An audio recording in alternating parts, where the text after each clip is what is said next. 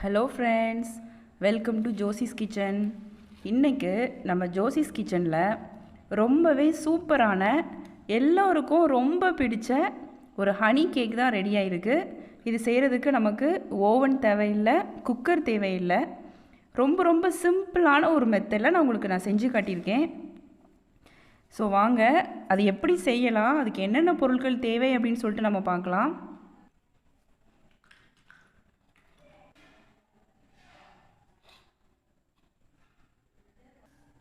So இங்கே பாருங்கள், எவ்வளோ சாஃப்டாக எவ்வளோ ஸ்பாஞ்சாக வந்திருக்கு அப்படின்னு சொல்லிட்டு.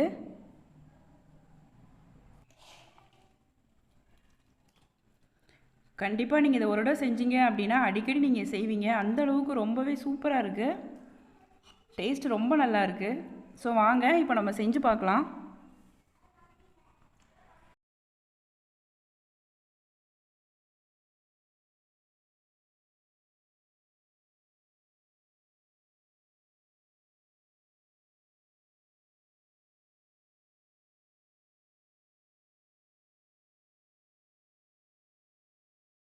ஸோ இப்போ ஒரு பவுலில் ஒரு முட்டை நம்ம சேர்த்துக்கலாம்.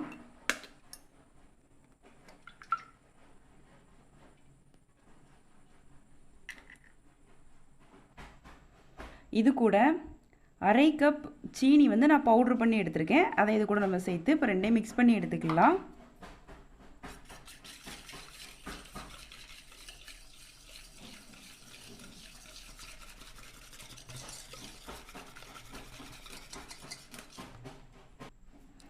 நல்லா விஸ்க் பண்ணியாச்சு. இப்போ இது கூட அரை கப் ஆயில் நான் எடுத்திருக்கேன். நான் ஆலிவ் ஆயில் எடுத்திருக்கேன், நீங்கள் சன்ஃப்ளவர் ஆயில் கூட எடுத்துக்கலாம். அதுக்கப்புறமா காய்ச்சி ஆற வைத்த பால் அரை கப் எடுத்திருக்கேன். ஸோ இதெல்லாம் சேர்த்து நம்ம இப்போ மறுபடியும் விஸ்க் பண்ணிக்குவோம்.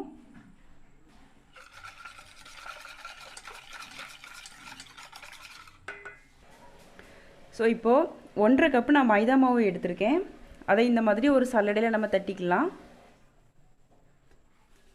இப்போ இந்த மைதா மாவு கூட பேக்கிங் பவுடர் 1 டீஸ்பூன் இது கூட சேர்த்துக்குவோம்.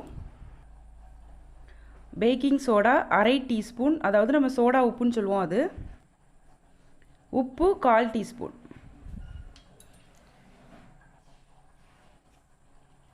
ஸோ இதெல்லாம் சேர்த்து இந்த மாதிரி நம்ம சலிச்சு எடுத்துக்குவோம்.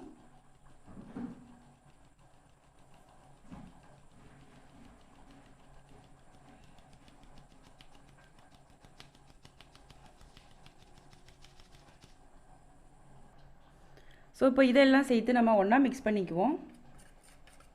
எந்த விதமான கட்டியும் இல்லாதபடி நம்ம மிக்ஸ் பண்ணிக்கலாம்.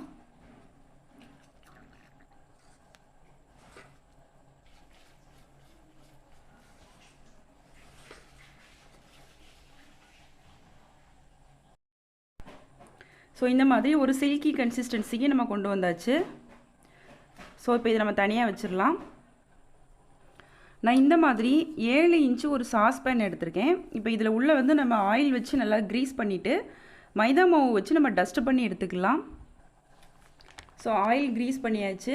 இப்போ நம்ம இந்த மாதிரி மாவு டஸ்ட் பண்ணிக்கலாம். அது எப்படி பண்ணணும்னு சொல்கிறேன். இது நம்ம கையால் பண்ணக்கூடாது. ஸோ இந்த மாதிரி நம்ம தட்டி தட்டி தான் கொண்டு வரணும், எல்லா பக்கமும் படுற மாதிரி. எக்ஸஸாக மாவு இருந்ததுன்னா அதை நம்ம வெளியில் எடுத்துடலாம். நான் ஏற்கனவே ஒரு வீடியோ போட்டிருக்கேன், ஸ்பாஞ்ச் கேக் எப்படி பண்ணணும் அப்படின்னு சொல்லிட்டு. ஓவன் தேவையில்லை, குக்கர் எதுவுமே தேவை கிடையாது. ஸோ ரொம்ப ரொம்ப ஈஸியாக நம்ம பண்ணலாம். அதோட லிங்க்கை நான் உங்களுக்கு டிஸ்கிரிப்ஷன் பாக்ஸில் கொடுத்துருக்கேன். ஸோ செக் பண்ணிக்கோங்க. ஸோ இந்த மாதிரி எக்ஸஸாக இருக்கிற மாவு நம்ம வெளியில் எடுத்துடலாம். இப்போ நம்ம ரெடி பண்ணி வச்சுருக்கிற அந்த பேட்டரை இது கூட சேர்த்துடலாம்.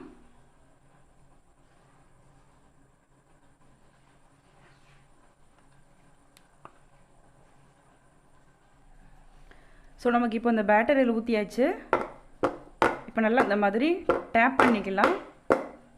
அப்போ தான் எல்லா பக்கமும் ஈவனாக இருக்கிற மாதிரி இருக்கும் நமக்கு. ஸோ இந்த மாதிரி யூஸ் பண்ணாத ஒரு தோசைக்கல் எடுத்துக்கலாம். இது நம்ம 5லேருந்து 10 நிமிஷம் ப்ரீ ஹீட் பண்ணிக்கலாம். இது நல்லா எனக்கு இப்போ ஹீட் ஆகிடுச்சு, நான் ஏற்கனவே வச்சுட்டேன்.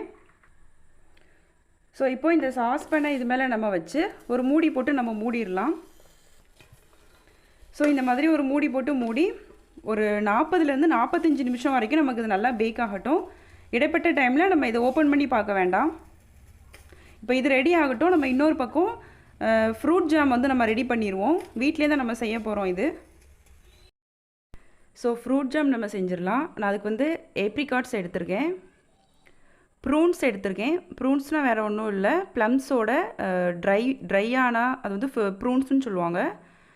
ஸோ அதை எடுத்திருக்கேன். அதுக்கப்புறமா டேட்ஸ் நான் எடுத்திருக்கேன். இதெல்லாம் வச்சு தான் நம்ம வந்து இன்றைக்கி ஃப்ரூட் ஜாம் செய்ய போகிறோம். ஸோ டேட்ஸில் உள்ள சீடை நம்ம எடுத்துடலாம்.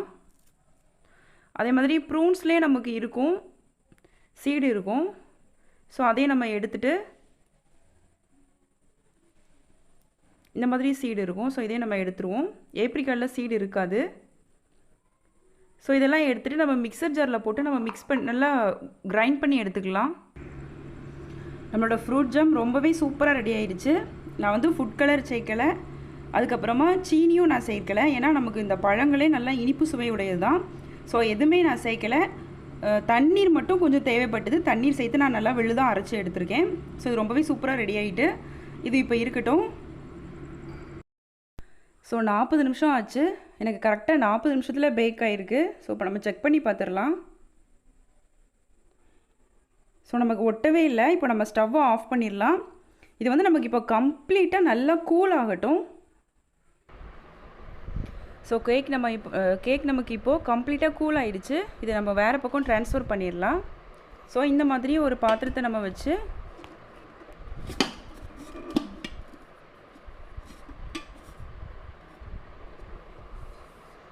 வந்துருச்சு நமக்கு கேக்கு.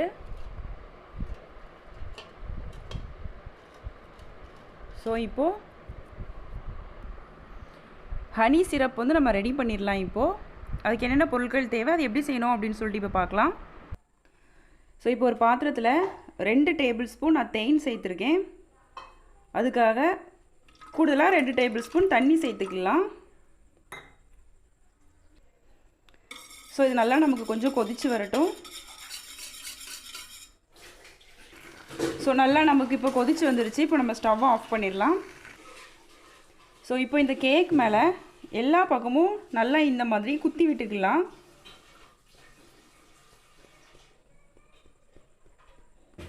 இது எதுக்கு செய்கிறோம் அப்படின்னா, நம்ம மேலே வந்து அந்த தேன் சிரப்பு வந்து நம்ம அதில் ஊற்றும் போது எல்லா பக்கமும் நமக்கு நல்லா அழகாக உள்ளே போகும். ஸோ அதுக்காக தான் இந்த மாதிரி பண்ணுறோம். ஸோ இப்போ இந்த ஹனி சிரப்பை நம்ம இது மேலே நம்ம அப்படியே ஊற்றி விட்டுறலாம்.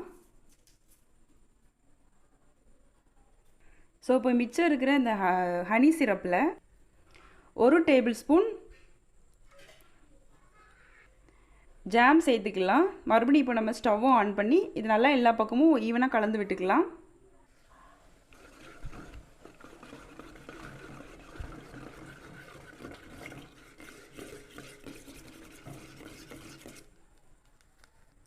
ஸோ இப்போ இதுவும் நமக்கு ரெடி ஆயிடுச்சு.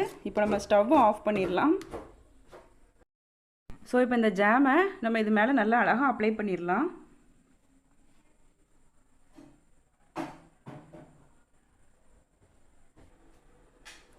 ஸோ எல்லா பக்கமும் நம்ம இப்போ நல்லா ஈவனாக ஸ்ப்ரெட் பண்ணியாச்சு. ஸோ இப்போ இது நல்லா நமக்கு செட் ஆகட்டும். நெக்ஸ்ட் என்ன பண்ணலான்னு சொல்லிட்டு நம்ம பார்ப்போம். ஸோ 1/4 கப் நான் துருவன தேங்காய் எடுத்திருக்கேன். இது வந்து ஃப்ரெஷ் கோகோனட் தான். சப்போஸ் உங்ககிட்ட டெசிகேட்டட் கோகோனட் இருந்தது அப்படின்னா நீங்கள் அதை அப்படியே யூஸ் பண்ணிக்கலாம். ஸோ இது இப்போ நல்லா நம்ம வறுத்து எடுத்துக்குவோம், அந்த ஈரப்பதம் இல்லாதபடி.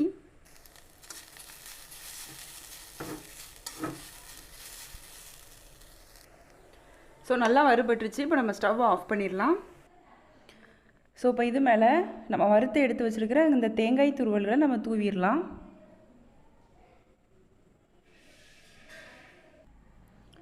ஸோ அவ்வளோதான், நம்மளோட இந்த ஹனி கேக் ரொம்பவே சூப்பராக இப்போ ரெடி ஆயிடுச்சு.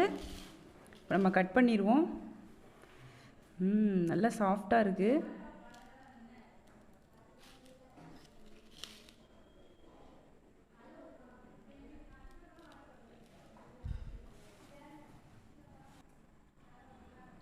அவ்வளோதான், ரொம்பவே சூப்பராக ரெடி ஆயிடுச்சு நம்மளோட அந்த ஹனி கேக்கு. ஸோ நீங்களும் இந்த மாதிரி செஞ்சு பாருங்கள். உங்களுக்கு என்னோட இந்த வீடியோ பிடிச்சிருக்கும் அப்படின்னு சொல்லிட்டு நான் நம்புகிறேன். அப்படி பிடிச்சிருந்தது அப்படின்னா மறக்காமல் லைக் பண்ணுங்கள். உங்கள் ஃப்ரெண்ட்ஸ் எல்லாத்துக்கும் நீங்கள் கண்டிப்பாக ஷேர் பண்ணுங்கள். புதுசாக பார்க்குறவங்களா இருந்தால் சப்ஸ்கிரைப் பண்ணுங்கள். பக்கத்தில் இருக்கிற பெல் சிம்லையும் கிளிக் பண்ணிக்கோங்க. நான் இன்னொரு நாள் இன்னொரு வீடியோவோட உங்களை மீட் பண்ணுறேன். தேங்க்யூ.